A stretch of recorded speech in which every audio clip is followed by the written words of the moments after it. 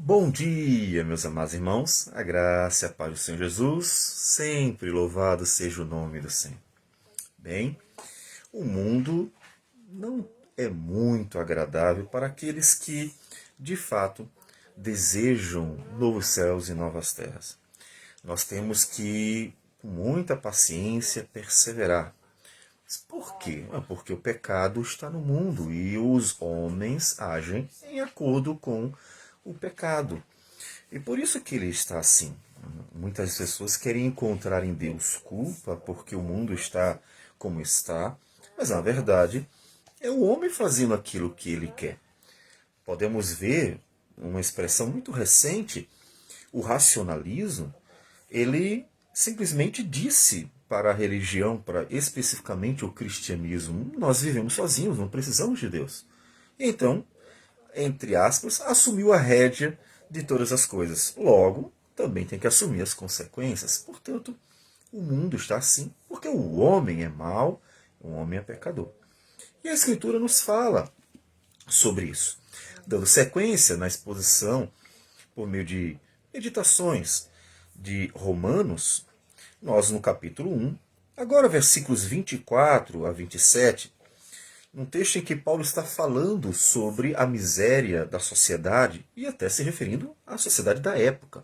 Ele nem está se referindo a um mundo desde Adão e Eva e os problemas. Está se referindo ao que os romanos viam mesmo. Né? E ele se referindo ao que eles podiam ver no dia a dia como problemas morais, religiosos e também sociais. O apóstolo Paulo ele vai falando sobre o fato de que o homem tem trocado a verdade divina pelas suas mentiras, suas injustiças. E então, tendo em vista que o homem trocou, mudou, como diz, a glória de Deus, versículo 23, e mudaram a glória do Deus incorruptível em semelhança da imagem de homem corruptível, bem como de aves, quadrúpedes e répteis. Então ele foca num ponto, o fato de que o homem quebrou o segundo mandamento. Não era para dar imagem a Deus em hipótese alguma. Né? Nós temos, na verdade, os dois primeiros mandamentos tratam sobre isso, porque eles falam não só sobre não adorar outros deuses, mas também não dar imagem para Deus. Né? O primeiro mandamento diz: não terás outros deuses diante de mim. E isso se refere a qualquer ídolo. O segundo diz: não farás para ti imagem de escultura. Então, os dois mandamentos estão relacionados ao culto. E Deus, ali em Hebreus, nos fala exatamente sobre o fato de que os homens trocaram a imagem de Deus, né? Começaram a dar imagens a Deus. E, portanto, denegriram a imagem do Senhor, o Deus invisível. Né? E por causa disso, versículo 24 diz assim: por isso, Deus entregou tais homens à imundícia, pela concupiscência de seu próprio coração, para desonrarem seu corpo entre si. Então, observe uma coisa interessante. Fizeram muito mal a Deus, porque denegriram a imagem de Deus, rebaixaram a Deus até formas de animais, formas de homens. Né? E você vai ver essa expressão nas muitas religiões, em que sempre tem ou um ser humano, ou um animal, ou até mesmo um astro, né, como o Sol, a Lua, substituindo, né, colocado ali como se representasse o Deus criador de todas as coisas. Então, por que eles fizeram isso com Deus? E Deus claramente se revela na natureza como alguém que não tem forma, não tem matéria, porque nunca ninguém viu, né? Algo que é um argumento de Moisés lá para Israel. Olha, no Sinai, quando Deus apareceu, o que vocês viram? Nada, né? Só o som. Deus falava, vocês ouviam, mas imagem nenhuma tinha. Então, não faça a imagem de Deus. Então, o homem nunca viu Deus. Então, por que fazer imagem? Ou seja, até mesmo uma pessoa hoje, ela entra dentro desse argumento, ela precisa entender e aceitar esse argumento.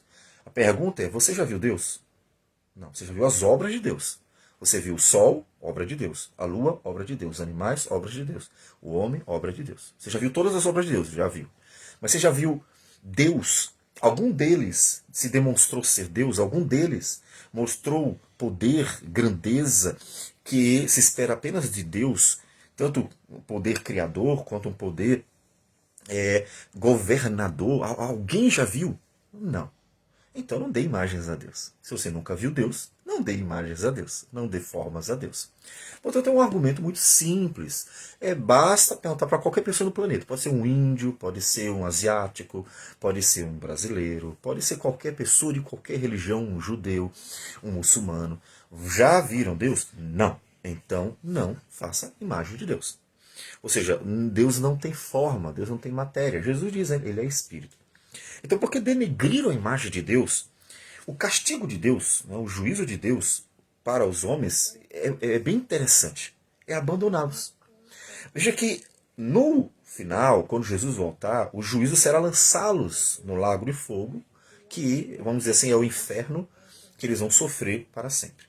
Então ali eles vão sofrer o castigo dos danos que serão feitos a eles, ou seja, o castigo ativo, né? Eles vão realmente sofrer porque Deus vai colocar no lugar de sofrimento.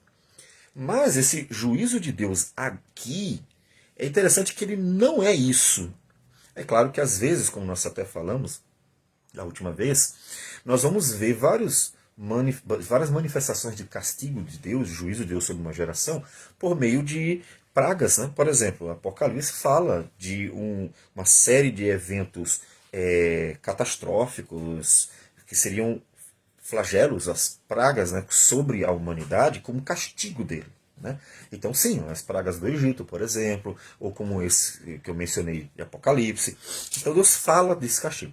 Mas, aqui, o castigo de Deus é simplesmente abandonar o homem. Ou seja, não precisa nem fazer nada. O próprio homem se destrói. Observe. Por isso, Deus entregou tais homens à imundícia. Deus entregou.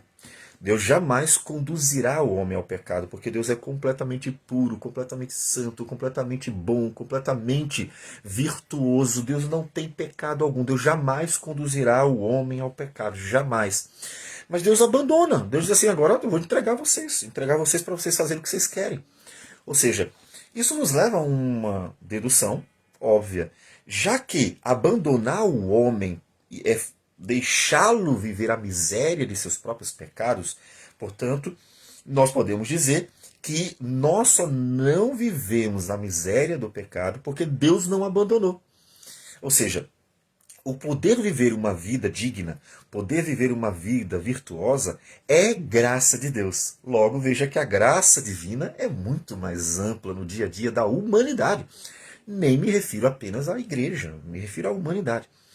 Porque Deus sustenta para o homem não se destruir. Mas observe, no momento que Deus abandona, o homem segue seu rumo. E o rumo do homem é ladeira abaixo. É pecado, destruição, miséria, tudo que é mal. E Deus abandonou. Então diz assim, Deus abandona. Deus deixa. Observe que, como nós estamos falando, esse texto ele é muito específico para momentos, para algo que acontece numa geração, aconteceu na época. A degradação moral no Império Romano era terrível, ficou conhecido, inclusive. Alguns, como Calígula, por exemplo, né, foram horríveis, né, foram caras bastante promíscuos, e o Império viveu dias muito ruins na questão moral. Então, ele está falando de algo bem específico. Por quê? Como nós falamos, se o abandono fosse generalizado, o mundo já teria se perdido. Né? O mundo já teria se destruído. Né? Nós podemos dizer que Deus abandona, de alguma medida ele abandona. O quê? Grupos, gerações, e de alguma forma. Porque quando Deus abandona, o homem faz o que lhe é próprio. Então veja que o homem precisa da graça divina o tempo inteiro ele precisa da graça divina. Quando ele abandona, o que acontece? Que o homem se entrega à imundícia pela concupiscência do seu próprio coração para desonrarem seu corpo entre si, pois eles mudaram a verdade de Deus em mentira, adorando e servindo a criatura em lugar do Criador. Veja o problema que é o coração aqui. Eles trocaram a verdade de Deus em mentira, adorando criaturas, né? Veja que não há beleza, e nem deveríamos dizer que há beleza alguma em qualquer expressão religiosa pagã, Por quê? Porque Deus diz que é uma afronta horrível adorar criaturas em lugar do Criador. Então, principalmente, a gente pode falar de religiões de tribais, religiões orientais, em que há muita evidência, né, das criaturas postas ali como seres divinos, sagrados, né? Então, isso ele diz que é uma desonra absurda para Deus, né? E por causa disso, Deus simplesmente entrega o homem para que o homem também se destrua. Ele simplesmente humilharam Deus com sua vã imaginação e Deus abandona, né? Adorando e servindo a criatura em lugar do Criador, o qual é bendito eternamente. Por isso, por causa disso, os entregou Deus a paixões infames, porque até as mulheres mudaram o modo natural de suas relações íntimas por outro, contrário à natureza.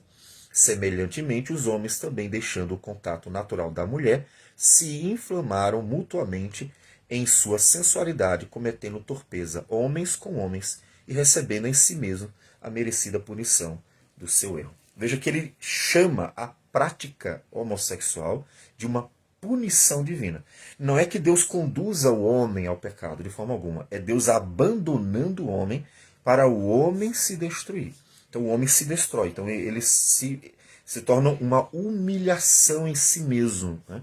Por causa de uma prática que eles decidem sozinhos, né? Ninguém induz a decidirem isso aí, ou a praticarem, e aí seja qual for o contexto, eles decidem entrar nesse tipo de vida, e isso é uma humilhação, é uma degradação. E o que acontece é que é Deus a tendo abandonado. Então observe que a proliferação do mal, a proliferação de pecados de ordem sexual, que ele especificamente fala do homossexualismo mesmo, e toda essa sujeira que o homem vai vivendo é um juízo divino. Veja, ele abandonou e o homem sozinho se destruiu. Então, hoje, nós estamos vivendo isso em alta também. Isso foi muito forte nos dias de Roma, da Grécia também. Então, nós temos naquele período um juízo divino sobre essas civilizações que bastante vivenciaram, né, a miséria desse tipo de relação promíscua. Depois nós tivemos, por causa do cristianismo, um período que foi muito bom, porque o cristianismo conseguiu vencer esse mal e controlar bastante a sociedade ali no período da Idade Média. Teve os seus problemas, sempre vai ter algum tipo de problema, o homem ainda é pecador, mas houve um controle, houve uma redução do mal. E depois que o homem, né, obviamente, assumiu novamente o antropocentrismo, né, o homem se colocou de novo no centro do mundo, né, com o humanismo que vai ressurgir a partir da Renascença, né, a partir dali o mal volta a se proliferar, ou seja, Deus abandonou de novo. Percebe? Então, o mal que nós estamos vendo hoje se proliferar é um abandono de Deus. Deus abandonou a sociedade para ela se destruir. Mas por quê? Por castigo divino, porque o homem trocou o Criador por uma criatura, né? E nesse momento nós podemos dizer que muito forte por ele mesmo, né? O homem se colocou no lugar de Deus. Então observe que Deus não conduz o homem ao mal ou conduz o homem ao pecado, mas o abandonar já leva ele a se destruir. E é interessante que até nisso eu diria que sempre que Deus traz um juízo na nossa história antes da volta de Jesus, um juízo que costuma ser ou local ou temporário, né? Um juízo que traz os homens ao sofrimento, podemos dizer que há ali também uma expressão de graça. Mas qual seria? É que aqueles que têm a oportunidade de se converter, esses podem ver, olha, você está vendo o que acontece quando Deus abandona o homem? Quando Deus abandona, a humanidade se destrói, a humanidade ela fica completamente alheia à realidade, à racionalidade, à moralidade, e ela se destrói. Deus nem faz nada, só abandonou, e ela se destrói. E isso é graça, porque todas as vezes que Deus castiga uma geração, Deus está dando a oportunidade da conversão. Por quê? Porque o juízo aqui, ele é um juízo temporário. Mas o juízo, no final, não tem volta. Não tem volta. Aqui, enquanto os homens estiverem se deparando com o castigo de Deus e tendo a oportunidade de ver nesse castigo uma exortação para voltar ao Senhor e então se converter de fato, de verdade e andar com o Senhor, pode se considerar agraciado por Deus. Até que um dia não vai ter mais chance. Então, olho para o juízo de Deus sobre os homens como uma manifestação de graças para outros, para aqueles que vão estar sensíveis, o coração quebrantado, para realmente considerar o que está acontecendo e dizer assim, bah, não dá para viver assim. Está vendo que o negócio está um terror, está horrível o negócio. Deus abandonou, o homem está se destruindo, não dá para ser assim. E a pessoa então tem a chance de viver, né, em Cristo Jesus, se converter pelo próprio chamado de Deus, que eu diria natural, porque Deus está usando eventos bem naturais para exortar aqueles que são chamados a uma nova vida em Cristo Jesus. Então, portanto, você que está vendo a miséria desse mundo, que está vendo toda a maldade deste mundo, está vendo como o mundo está indo ladeira abaixo, cada vez pior, veja qual a resposta. Deus abandonou. Deus abandonou, por isso que o pecado está proliferando. E isso parece tender ao pior. E você que está observando isso, está tendo a chance de se converter. De ver como Deus é justo, é santo, como Deus não concorda e como Deus sim trará o juízo. E esse juízo tem momentâneo, é até mesmo uma expressão de graça para aqueles que estiverem atentos para a exortação divina, a fim de que se convertam ao Senhor Jesus. Então, para você, a oportunidade de olhar aos céus em Cristo Jesus e então poder viver uma nova vida por meio de sua graça salvadora. Vamos orar ao Senhor. Senhor Deus amado, bendito o teu nome. Agradecemos por tudo. Tudo é teu e nós te louvamos por isso. E agradecemos porque o Senhor é tão bom, que mostra o caminho aos pecadores. Obrigado por isso, Senhor Deus, por não nos abandonar. Ó Deus, vemos, Senhor Deus, que em grande medida o mundo tem sido abandonado e a proliferação do pecado, Senhor Deus, só cresce. Que o Senhor nos ajude a ter paciência, perseverança e firmeza para estar sempre andando com Jesus, independente do que o mundo, Senhor Deus, vá escolher como caminho para si. Que o Senhor, ó Deus, receba a nossa gratidão por tudo e nos ajude a continuar pregando, para que muitas outras vidas possam se converter por meio da tua palavra, que é o teu poder para a salvação. Tudo isso nós oramos em nome de Jesus. Amém, Senhor. Que Deus abençoe a todos e tenham um bom dia.